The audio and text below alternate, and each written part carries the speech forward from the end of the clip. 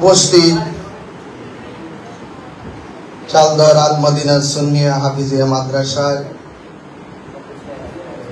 অনুষ্ঠিতব্য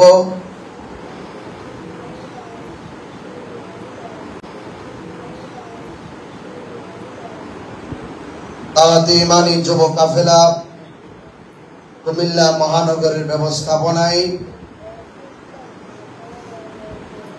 মব ভায়োলেন্সে মসজিদের ইমাম আল্লামা রইসুদ্দিন রহমতুল্লাহ আলাইকে মিথ্যা অপবাদ দিয়ে নির্মমভাবে প্রকাশ্যে নির্দয়ভাবে হত্যা করেছিল, সেই ইতিহাস কি আপনারা ভুলে গেছেন? সেই শহীদ রইসুদ্দিনের ইন্তিকালের পর তার শ্রদ্ধেয়া মমতাময়ী আম্মাজান ছেলের শোকে কাতর হয়ে এখন অসুস্থ অবস্থায় বিছানায় শয্যাশায়ী আছে। দাওয়াতে ইমানি যুব কাফেলা কুমিল্লা মহানগরের ব্যবস্থাপনায় সেই শহীদ রইসুদ্দিন সাহেবের আম্মার সুস্থতা কামনায় আজকে আমরা মিলাদের আয়োজন করেছি। আল্লাহ রাব্বুল আলামিন যেন শহীদ মাওলানা শহীদ রইসুদ্দিনের আম্মা জানকে পূর্ণ সুস্থতার সাথে নেক হায়াত দান করে। আমিন। আমি ইন্টারিম গভর্নমেন্টের কাছে আজ মিলাদ মাহফিলে গাত্রহীন ভাষায় বলতে চাই, একজন মসজিদের ইমাম সাহেবকে প্রকাশ্যে দিবালোকের ন্যায় নির্মমভাবে যারা হত্যা করেছে, সেই আসামিরা এখন দিবালোকে ঘুরে বেড়াচ্ছে। ঘটনাটা কোথায় হয়েছিল? গাজীপুরের কোন জায়গায়? মোবাইল।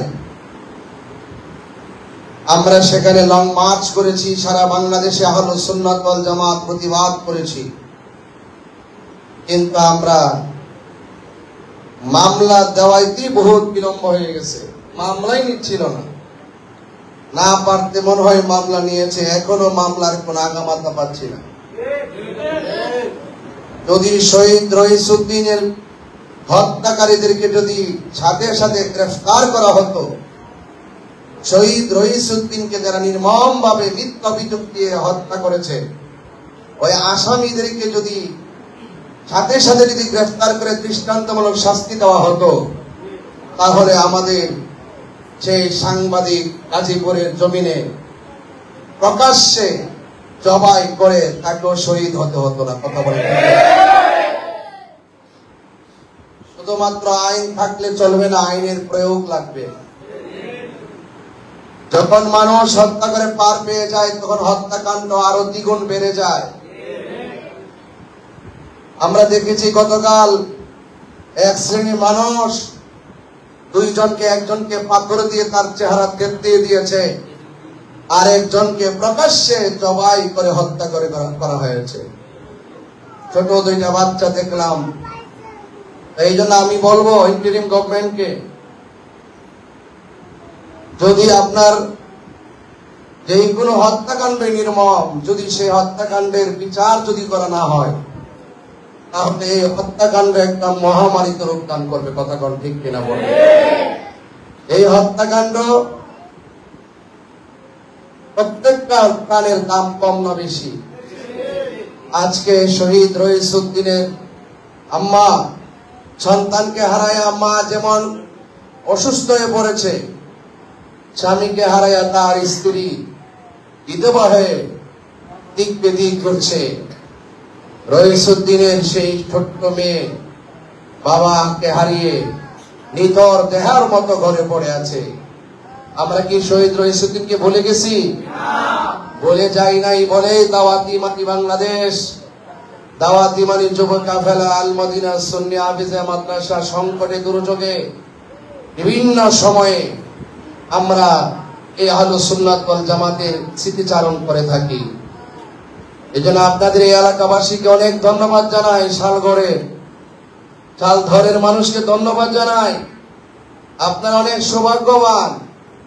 এমন একটি জায়গায় এমন একটি মাদ্রাসা প্রতিষ্ঠিত হয়েছে যারা সন্ত্রাসীতে বিশ্বাস করে না, যারা চাঁদাবাজিতে বিশ্বাস করে না, যারা কাটাকাটিতে বিশ্বাস করে না, যারা বোমাবাজিতে বিশ্বাস করে না, যারা শান্তিতে বিশ্বাস করে।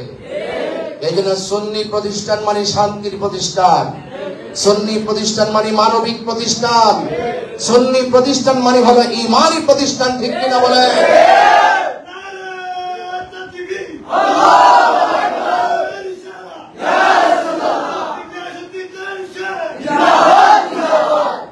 আমার ভাইয়েরা, আজকে আমরা শহীদ রইসুদ্দিনের শ্রদ্ধেয় আম্মা জান যে অসুস্থ, তার শেফা কামনায়, সুস্থতা কামনায় আজ আমরা দোয়ার মাহফিল সাজিয়েছি।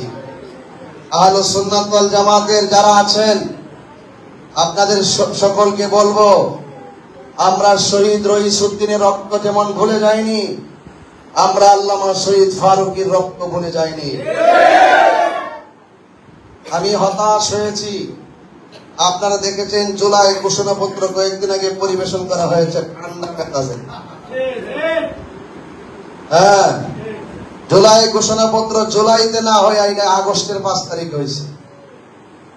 কিন্তু সেই ঘোষণাপত্রে বাংলাদেশের একজন আলোচিত ওয়াইজিন, বিশিষ্ট মিডিয়া ব্যক্তিত্ব, মুফাসসিরে কোরআন, সারা বিশ্বে তিনি আন্তর্জাতিক সফল ইসলাম প্রচারক, যে আল্লামা শহীদ নুরুল ইসলাম ফারুকী রহমাতুল্লাহ আলাইহি ঘরের ভিতরে ঢুকে নির্মমভাবে হাত পা বেঁধে চ্যানেল আয়ের নিয়মিত উপস্থাপক তাকে এইভাবে নির্মমভাবে হত্যা করেছে, এইভাবে শহীদ করেছে।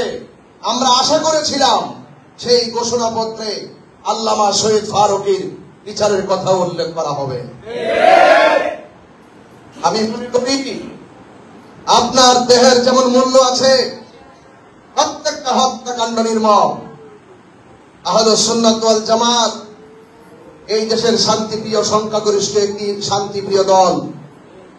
এই আহলুস সুন্নাত ওয়াল জামাতকে মাইনাস ফর্মুলায় রেখে যারা এই দেশের মধ্যে ধর্মের নামে অধর্মের চর্চা, ধর্মের নামে ধর্মান্ধতা, ধর্মকে ব্যবহার করে যারা কথা বলে, যারা ধর্মের জন্য কথা না বলে ধর্মকে ব্যবহার করে কথা বলে, আর তারা আজকে অনেক কিছু সত্য যে কথাগুলো এখন সেগুলো গোপন রেখে রেখে চেয়ারে দখল করার জন্য, ক্ষমতা পাওয়ার জন্য ইসলামকে একটা খেলার পুতুল বানাইছে। কথা বলতে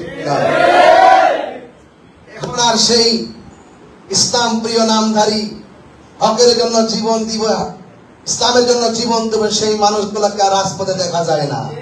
কথা বলেন ঠিক কিনা বলেন? আরে সুন্নিরা চেয়ারের জন্য পাগল না, সুন্নিরা ক্ষমতার জন্য পাগল না। এতটুকু বলতে পারে আহলুস সুন্নাত ওয়াল জামাত যদি এই দেশের দায়িত্ব পায়, এই দেশের প্রত্যেকটি মানুষ শান্তিতে থাকবে।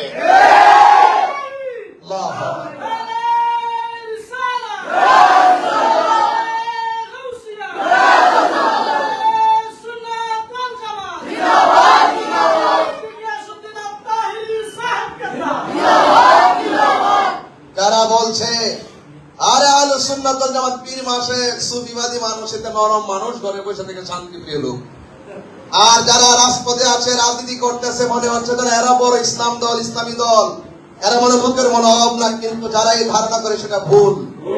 আর বিভিন্ন প্রকার রাজনীতিতে মাঠকে গরম না করতে পারি, তাদেরকে বুঝতে হবে আমাদের একটা ভোট আছে। কি আছে? ভোট আছে, এটা বুঝতে হবে। ইনশাআল্লাহ আহলুস সুন্নাত ওয়াল জামাতের যে রাজনৈতিক দলগুলো আছেন, আপনাদের কাছে আমার অনুরোধ থাকবে আপনারা অতি শীঘ্রই আপনারা ঐক্যবদ্ধ হন। পীর মাশায়েখ যারা আছেন, পীর মাশায়েখদের একটি ঐক্যবদ্ধ প্ল্যাটফর্ম তৈরি করুন। আকায়েদে আহলুস সুন্নাত ওয়াল জামাতের যে আলেম আছেন, আকাবেররা আছেন, আপনারা সেই আহলুস সুন্নাত ওয়াল জামাতের প্ল্যাটফর্মকে শক্তিশালী করুন। এবং এই তিন ধারার কথা বলেছি, সেই তিন ধারা মিলে যখন আমরা নিজেদের মধ্যে মহাজোট করতে পারবো, ইনশাআল্লাহ আমরা এই ব্যালটের মাধ্যমে আমরা জবাব দিতে পারবো। কথা বলে ঠিক? আর আমরা বিচ্ছিন্ন থাকার সময় ঐক্যবদ্ধ হওয়ার দরকার আছে কিনা বলে? আমরা আর কাউকে বিশ্বাস করি না। যেখানে 90টা মাজার ভেঙে ফেলা হয়, ওলি আল্লাহর বিরুদ্ধে যেখানে এত বড় আঘাত করা হয়, আমি মনে করি শহীদ রইসুদ্দিনকে যারা শহীদ করেছে, আমি বিশ্বাস করি, আমার ধারণা একে একে তারা আহলুস সুন্নাত ওয়াল জামাতকে নিধন করার ষড়যন্ত্রে মেতে উঠেছে। আমাদের সবাইকে ঐক্যবদ্ধ থাকার দরকার আছে না নাই? আমরা গত 26শে এপ্রিল ঢাকায় ফিলিস্তিন ইস্যুতে ইসরায়েলের আগ্রাসনের বিরুদ্ধে আমরা সেখানে আমাদের অবস্থান জানান দিতে পেরেছি, কথা বলেন ঠিক কিনা? এই জন্য আমরা সবাই ঐক্যবদ্ধ থাকবো। আমরা মারামারি চাই না, কাটাকাটি চাই না। আমরাও চাই এই দেশে ইসলামের আলো জ্বলুক, এই দেশে কোরআনের আলো জ্বলুক, এই দেশে সুন্নাহর আলো জ্বলুক, কিন্তু ইসলাম প্রিয় মানুষগুলোকে ইসলামের ভাষায় কথা বলতে হবে। ইসলাম প্রিয় মানুষদেরকে শুদ্ধ ভাষায় কথা বলতে হবে। ইসলাম প্রিয় মানুষদেরকে হকের কথাগুলো তাৎক্ষণ কণ্ঠে বলতে হবে। ইসলাম প্রিয় মানুষ কখনো মুনাফিক হতে পারে না, আর যারা মুনাফিকি করে তারা কখনো ইসলাম প্রিয় হতে পারে না। আল্লাহ আমাদের সকলকে বুঝার তৌফিক দান করুন। আসেন দাঁড়িয়ে নবীর সালাম দে, ইয়া নবী সালাম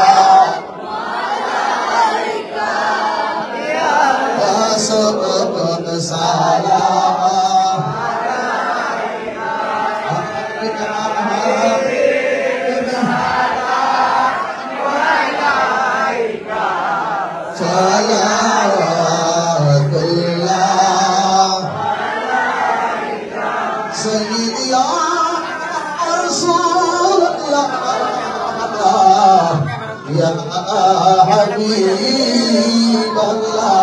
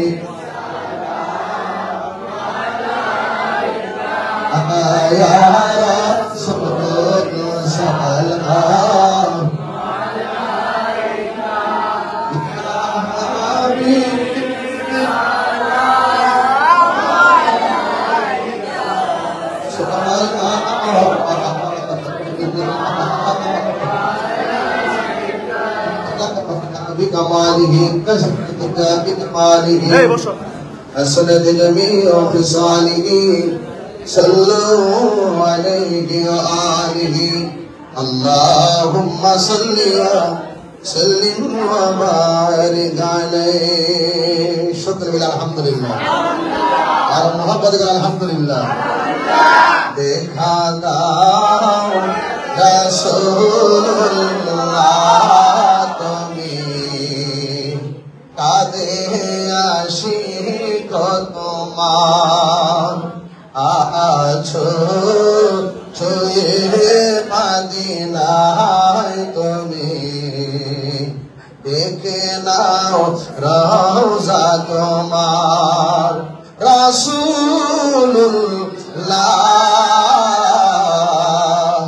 কি উপায় হবে আমার রাসূলুল্লাহ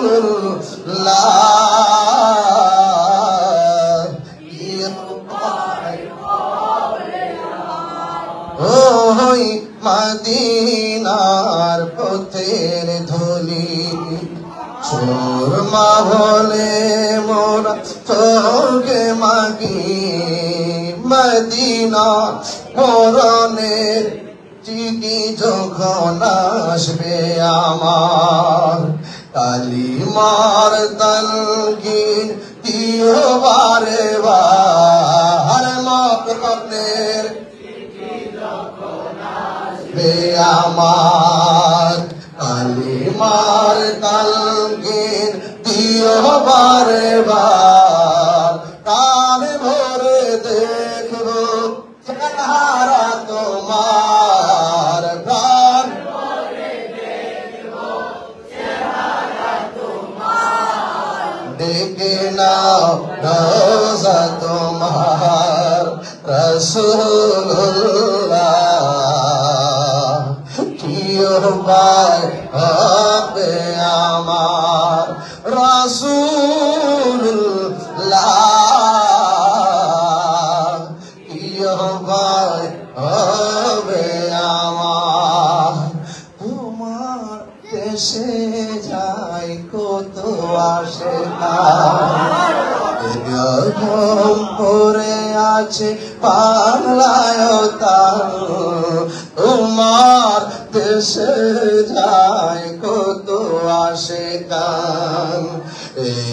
দম পরে আছে বাংলায় যেতে পারলাম না আমি দেশেতে তোমার যেতে পারলাম না আমি দেশেতে তোমার দেখে নাও রোজা তোমার রাসূলুল্লাহ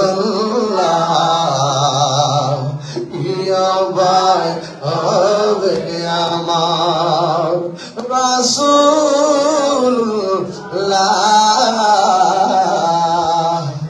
ইয়া ভাই হবে আমার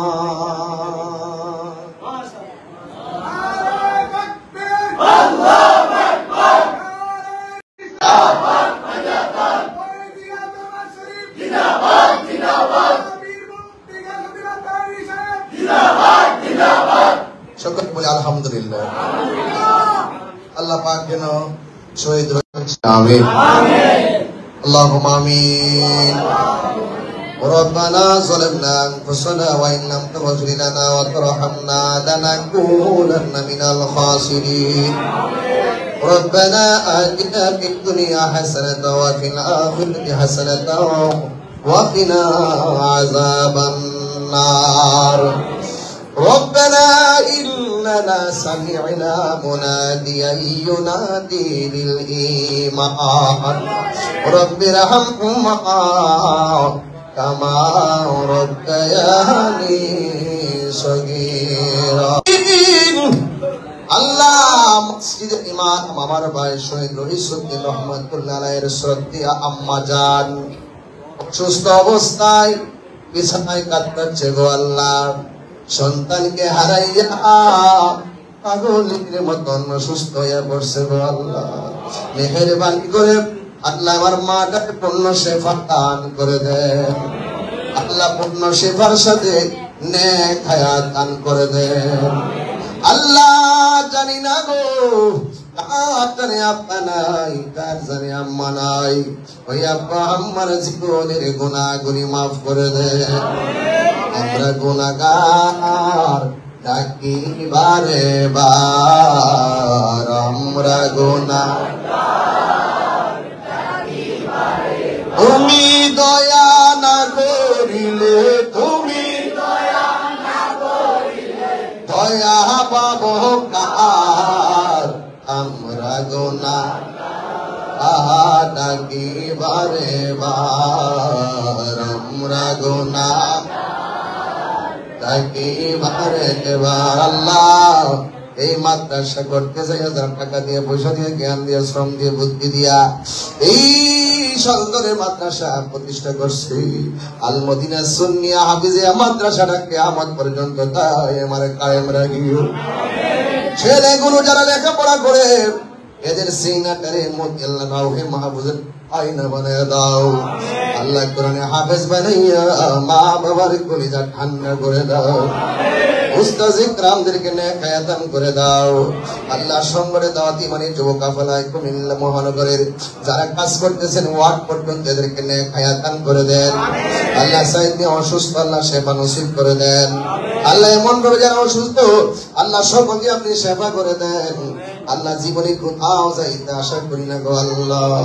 ওই মদিনা না দেখাইয়া মরণ দিও না, বলো ওই মদিনা না